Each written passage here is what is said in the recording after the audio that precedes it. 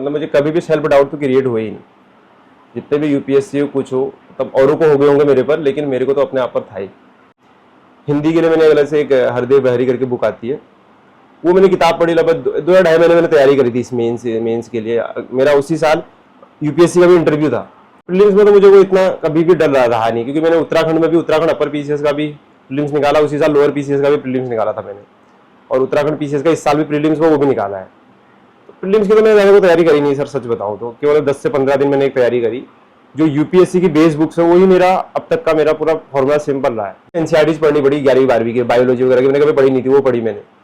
उसमें हिंदी उसमें पूरा अलग होता है, हिंदी मैंने कभी पढ़ी नहीं थी वैसे, किसी पर्टिकुलर कम्पिटिटिव एग्जाम के लिए प्रिपरेशन स्टार्ट की है। इस दौरान यूपीएससी के मैं 5 अटेम्प्ट दे चुका हूँ, और 5 बार मेंस दिए हैं मैंने उसके 3। हाँ, मेरा लास्ट अटेम्प्ट बचा है, 2025 में दूंगा जहाँ तक ख्याल है। और रुकेंगे नहीं? नहीं, रुकने के लिए तो आए ही नहीं थे, रुक तो कब पर जाते नहीं तो। नमस्ते दोस्तों, मैं हूं शिवम दिवाकर और अक्सर आपके लिए वीडियो बनाता रहता हूं। आज हम एक ऐसी जगह हैं जिसका नाम है संकल्प भवन, और उसमें हमारे साथ में है खजान तिवारी सर। हाल ही में यूकेपीसीएस 2021 का जो रिजल्ट आया उसी में सर का सिलेक्शन हुआ है। सर का 8 रैंक है। सर आपको सबसे पहले बहुत बहुत बधाई। धन्यवाद sir, thank you so much. मैं सबसे पहले आपसे ये जानना चाहूँगा कि आप कहाँ से हैं। मुझे पता चला है कि आप एक बहुत ही छोटे से गाँव से हैं और आपने काफ़ी संघर्ष किया है। आपने लगभग 10 मेंस लिखे और 4 लगभग इंटरव्यू दिए हैं यूपीएससी के, जिसमें शामिल हैं कुछ यूकेपीसीएस के हैं, अलग अलग एग्जाम्स के हैं। तो कहाँ से आपकी शुरुआत हुई थी और आप साथ के साथ जॉब भी करते थे?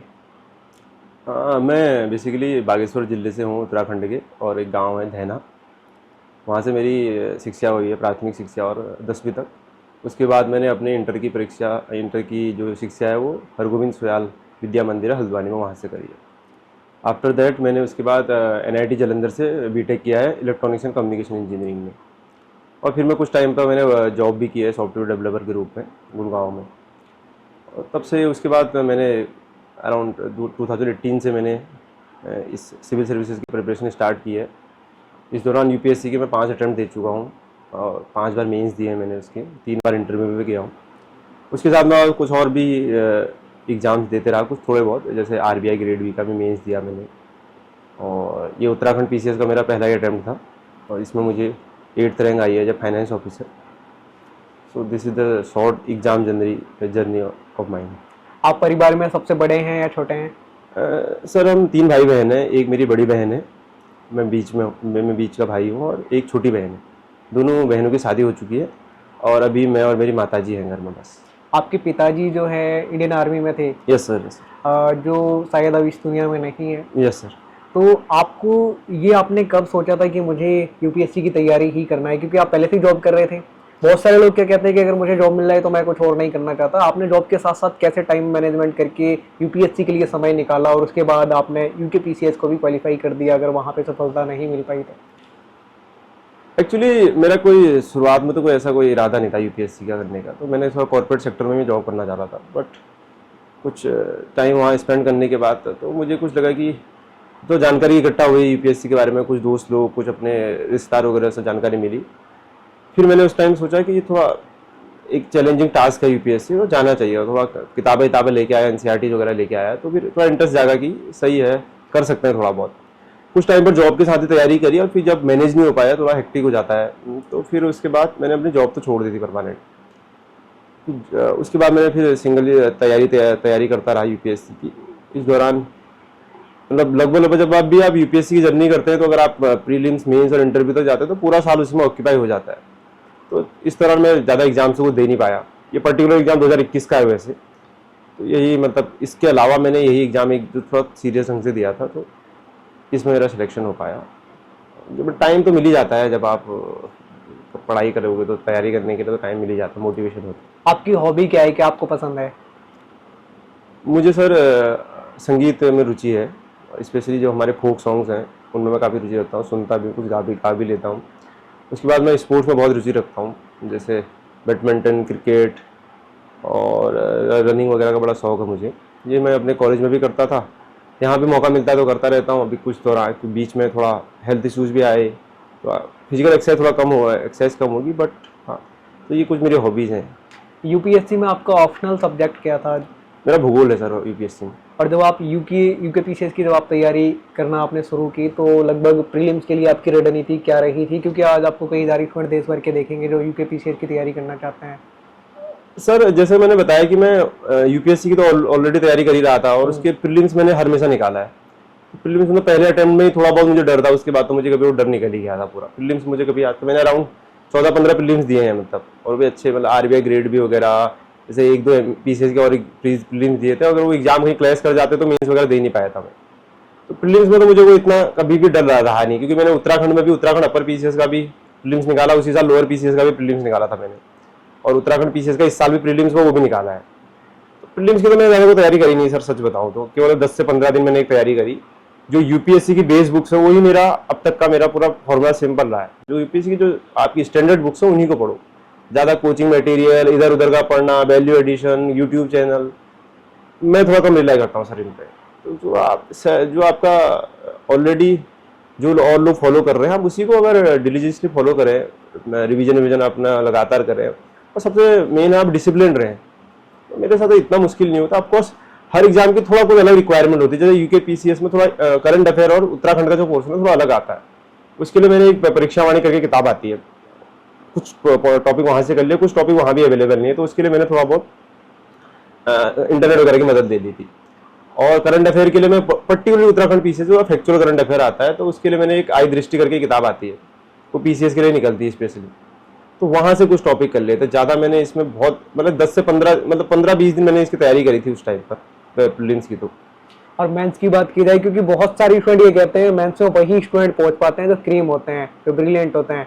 मेंस की तैयारी के दौरान कैसी कैसी समस्याएं आ रही थी, अगर आई तो? क्योंकि मुझे लगता है आपके साथ तो आई नहीं होंगी, बीटेक वाले बाजी मारे ही जाते हैं कहीं ना कहीं, ऐसा लोग बताते हैं। नहीं, एक्चुअली क्या है, ज़्यादातर बीटेक वाले ही हैं तो वही निकलेंगे। अब था क्या कि इस जो उत्तराखंड पीसीएस का मेंस हुआ था वो अराउंड आई थिंक 2023 में हुआ है, 21 की वैकेंसी है 23 में। तब तक मैं 4 मेंस तो पहले ही लिख चुका था पीसीएस की, यूपीएससी के। एज सच वो इतना बड़ा डॉन्टिंग टास्क तो नहीं था अगर आपसे यूपीएससी के सामने कंपेयर करोगे, बट हाँ कुछ उसमें अलग बात थी जो इसका ध्यान बहुत रखना पड़ रहा था, इसके लिए थोड़ा अलग तैयारी करनी पड़ी थी। जैसे उसमें मैथ्स पूरी अलग से आती है, बट मैथ्स तो मेरा मतलब स्ट्रॉन्ग पॉइंट ही रहा था, उसमें इतनी दिक्कत तो नहीं हुई। बट उसमें साइंस पूरा अलग आता है, और वो बहुत ही बेसिक साइंस आता है, 11वीं 12वीं की किताबों से आता है, यूपीएससी की तरफ साइंस एंड टेक नहीं आता। तो उसके लिए मुझे एनसीईआरटीज पढ़नी पड़ी 11वीं 12वीं की, बायोलॉजी वगैरह की मैंने कभी पढ़ी नहीं थी, वो पढ़ी मैंने। उसमें हिंदी उसमें पूरा अलग होता है, हिंदी मैंने कभी पढ़ी नहीं थी वैसे किसी पर्टिकुलर कॉम्पिटिटिव एग्जाम के लिए। हिंदी के लिए मैंने अलग से एक हरदेव बहरी करके बुक आती है, वो मैंने किताब पढ़ी, लगभग 2-2.5 महीने मैंने तैयारी करी थी इस मेंस के लिए। मेरा उसी साल यूपीएससी का भी इंटरव्यू था, तो उसी दौरान मैं इसकी भी तैयारी कर रहा था, उसकी इंटरव्यू की भी तैयारी साथ साथ पैरेलली दोनों तैयारी कर रहा था। आई थिंक इस फरवरी में इसका मेंस हुआ और मार्च में मेरा इंटरव्यू भी था। तो इस तरह से चली तैयारी, कोई मतलब डेडिकेटेड मैंने बहुत ही अलग से तैयारी करी हो ऐसा तो नहीं है। जो यूकेपीसीएस का जो इंटरव्यू होता है उसके लिए आपने अपनी कैसे रणनीति बनाई थी? क्योंकि बहुत सारी स्टूडेंट जब पहली बार इंटरव्यू देने जाते हैं तो कहते हैं पता नहीं यार क्या पूछेंगे, कैसे होगा, होपलेस होते हैं। लगभग आप तो कई इंटरव्यू फेस कर चुके थे, आपका अनुभव कैसा रहा? और क्या क्या पूछते हैं वो लोग? बहुत हार्ड पूछते हैं या फिर जो लोग आप पढ़ते हैं वहाँ से भी कुछ कुछ पूछ लेते हैं? नहीं, जैसे मैंने बताया, मैं तब तक इंटरव्यू मेरा यहाँ इसी साल यूपीएससी का भी इंटरव्यू था, मैंने इंटरव्यू अभी हुआ है इसका, अराउंड मेरा आई थिंक 8 मई को इंटरव्यू था, और मेरा 2 अप्रैल को यूपीएससी का भी इंटरव्यू था। तो इंटरव्यू की तैयारी तो मेरी कंटिन्यूस चली रही थी, मैंने लगातार 3 इंटरव्यू दिए ही थे। ऐसा डर तो कुछ था नहीं मन में, लेकिन कभी कभी ये रहता है कि आप जब ज़्यादा मतलब आपको चीज़ें पता होती हैं, ये चीज़ें ऐसा कहीं संदेश चला जाता है कि आदमी का ओवर कॉन्फिडेंट न लगे, ये चीज़ें न लगी, और हर एग्जाम की थोड़ा अलग रिक्वायरमेंट रहती है। तो उसको देखते हुए थोड़ा बहुत स्पेसिफिक तैयारी करी, ज़्यादा मॉक्स वगैरह तो दे नहीं पाया, मुझे तैयारी का इतना मौका मिला नहीं था मुझे उसके लिए। इंटरव्यू मुझे लगता है कि इतना तो मुश्किल होता नहीं है लाइक, और बहुत ही रैंडम होता है इंटरव्यू, कुछ भी पूछ सकते हैं, कोई फिक्स सिलेबस तो नहीं है, बट ऐसा भी नहीं है कि मतलब कुछ भी आसमान से कुछ भी पूछ देंगे। तो जो चीज़ें हमें पता होती है, जो करंट अफेयर की चीज़ें होती हैं, जो करंट इश्यूज होते हैं, उन पर ज़्यादा पूछते हैं। जैसे आपने यूपीएससी के कई अटेम्प्ट दिए, बहुत सारी स्टूडेंट क्या अगर पहली या दूसरी बार में उनको सफलता नहीं मिलती है वो निराश हो जाते हैं और कहते हैं वो हमसे नहीं होगा, घबरा जाते हैं। कई बार क्या है बड़ा परेशान हो जाते हैं, कई तो सुसाइड भी कर लेते हैं। आपने कैसे अपने आप को मोटिवेट रखा? आपका इस बार लास्ट अटेम्प्ट है और आप कंटिन्यू लगे रहे, हार नहीं माने। सर ये जर्नी वैसे तो बहुत लंबी दिखती है, बट मैंने इसमें मतलब मेरे को इस पर सेल्फ कॉन्फिडेंस में पूरा ही था मुझे, मैं श्योर था कहीं पर मेरे को, मतलब मुझे कभी भी सेल्फ डाउट तो क्रिएट हुए ही नहीं। जितने भी यूपीएससी हो कुछ हो, तब औरों को हो गए होंगे मेरे पर, लेकिन मेरे को तो अपने आप पर था ही। और मैंने कभी कुछ अल्टरनेटिव के लिए ढूंढ सोचा भी नहीं था।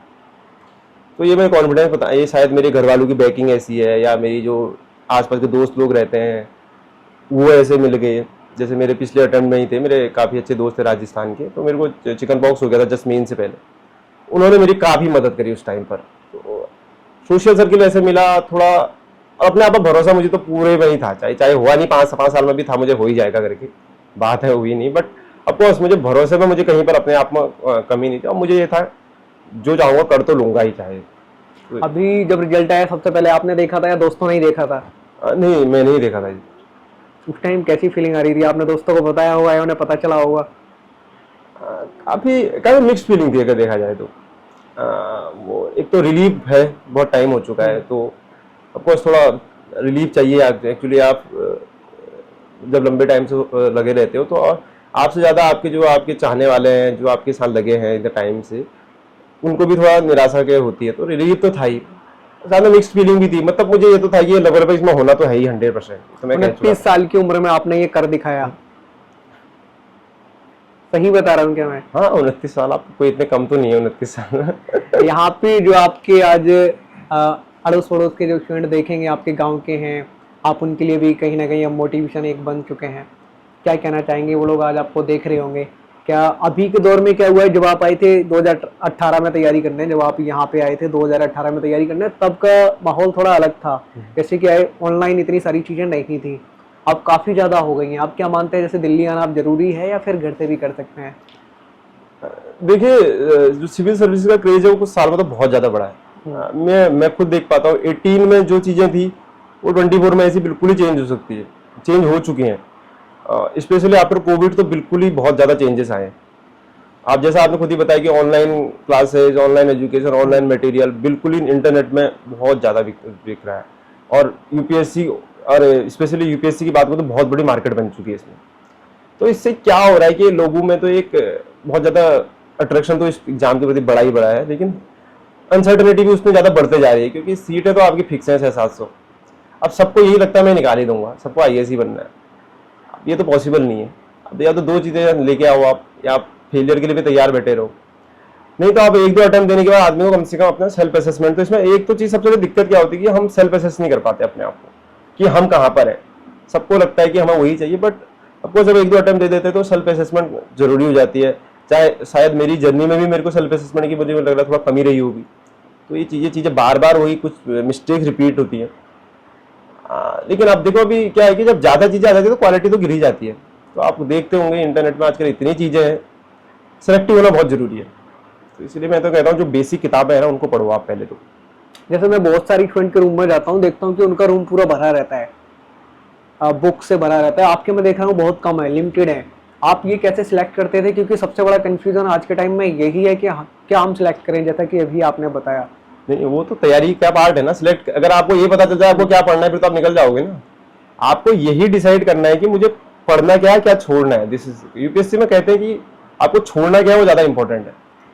वो आप तभी सीख पाएंगे जब आप मतलब एक बार आपने पढ़ी, आपको दोबारा जब आपने सोचिए, एक तरीका क्या होता है कि जैसे हम सिलेबस देखते हैं, सिलेबस फिक्स होता है, पीवाईक्यूज देखते हैं, तो आपको ट्रेंड को एनालिसिस करते रहना पड़ेगा। और फिर हमारे टॉपर्स लोग तो बताते हैं, यूपीएससी के टॉपर्स, उनकी गाइडेंस दीजिए आप। ऑफकोर्स सबको तो सच नहीं बताते होंगे, लेकिन कुछ तो उसमें भी आप तो सच बता रहे हैं ना? मैं तो आप तो सच बता रहे हैं। मेरा तो सिंपल, मैं सच ही बोलता हूँ चाहे कुछ भी हो जाए। अच्छा ये बताइए, जो खजान तिवारी जी हैं, इनको क्या जब फर्स्ट या सेकंड अटेम्प्ट में नहीं हुआ तो अड़ोस पड़ोस के लोग ताने वाने भी सुनने को मिले थे? नहीं, मैं ताने तो सुनता ही नहीं किसी के, ये तो सिंपल सी बात। ऐसा नहीं लोगों ने बोला कि दिल्ली गए थे नहीं हुआ, नहीं, ऐसा कुछ? नहीं, मुझे तो सच बताता हूँ आपको, मेरे को फर्क पड़ता नहीं इन चीज़ों से, और मैं थोड़ा दूर रहता हूँ इन चीज़ों से।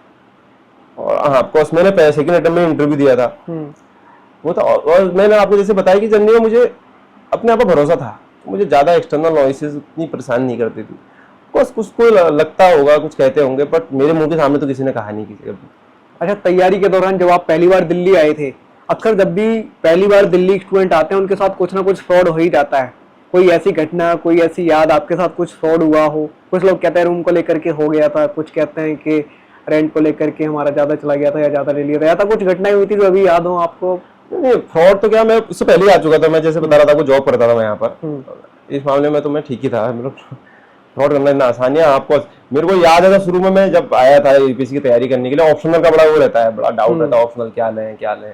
तो तब उस टाइम पर पीएसआईआर का बहुत वो चलता था। पीएसआईआर और ज्योग्राफी दो ऑप्शनल बहुत फेमस थे। ऐसे ही था। तो शुरू में मैंने सोचा पीएसआईआर लूंगा मैं। तो मैं चला गया था कोचिंग वोचिंग वाले में वहाँ ढूंढने। तो वहाँ पर उन्होंने कह दिया भाई एडमिशन बंद हो गए। मैंने कहा यार अब तो पूरी दिक्कत होगी।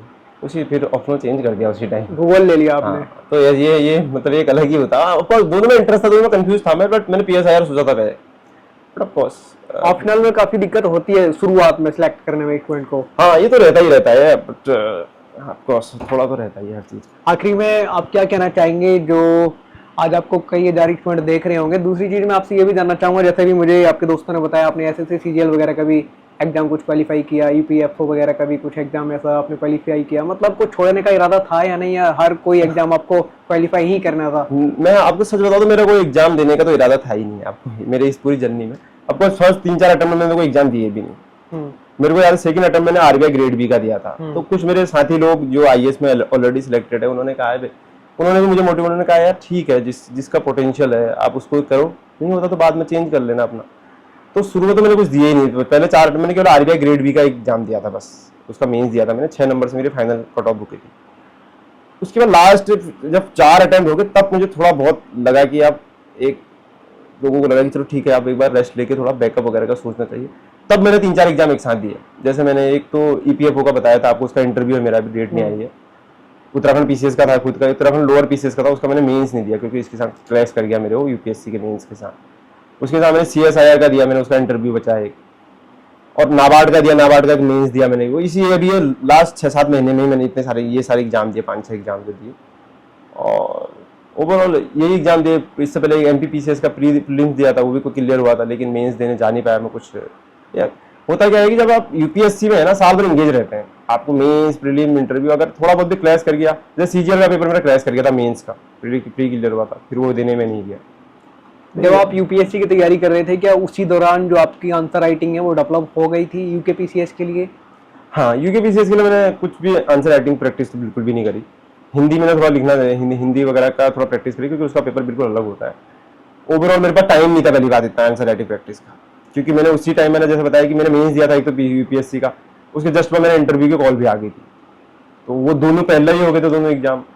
अब पूरी जर्नी में ये तो था कि फोकस, तब यूकेपीसीएस तो काइंड ऑफ सेकंड ऑप्शन ही था मेरा, मैंने सोचा नहीं था कभी। जिसके लिए मैंने इतना टाइम बर्बाद किया था, जिसका मैंने इतना टाइम इन्वेस्ट किया था अपना कहूँ तो, उसके लिए तो मुझे देना ही देना था। तो मेरा प्राइमरी फोकस तो इंटरव्यू में ही था। तो मैं उस आंसर राइटिंग के लिए इतना टाइम दे नहीं पाया। ऑफकोर्स 4 मेंस लिखे थे मैंने उस टाइम तक, तो मुझे ऐसा तो था नहीं कि मतलब मैं लिख नहीं पाऊंगा। तो थोड़ा अब कुछ भी हो यूपीएससी के सामने तो आसानी रहता है। हाँ, मेरा लास्ट अटेम्प्ट बचा है, 2025 में दूंगा जहाँ तक ख्याल है। और रुकेंगे नहीं? नहीं, रुकने के लिए तो आए ही नहीं थे, रुक तो कब जाते नहीं तो। और इसी रूम में आप देखेंगे इसमें ही सर रहते थे, और यहाँ पे इनके जितने भी पक्के दोस्त हैं, जिगरी दोस्त हैं, वो सभी यहाँ पे बैठे हुए हैं। आने वाले टाइम में इन लोगों का भी सिलेक्शन होगा और हम इंटरव्यू लेने आएंगे। आज सर का हुआ है, ये लोग भी बड़ा खुश हैं। और मैं चाहता हूँ कि आप लोग जहाँ पे भी हैं, आप लोग भी तैयारी करें। आपको ऐसा लगता है कि हम कोई और सवाल पूछना भूल गए हैं आपके लिए, तो आप कमेंट बॉक्स में ज़रूर लिख भेजिए। मिलते हैं आपसे किसी और वीडियो में। ये वीडियो देखने के लिए आपका बेहद शुक्रिया।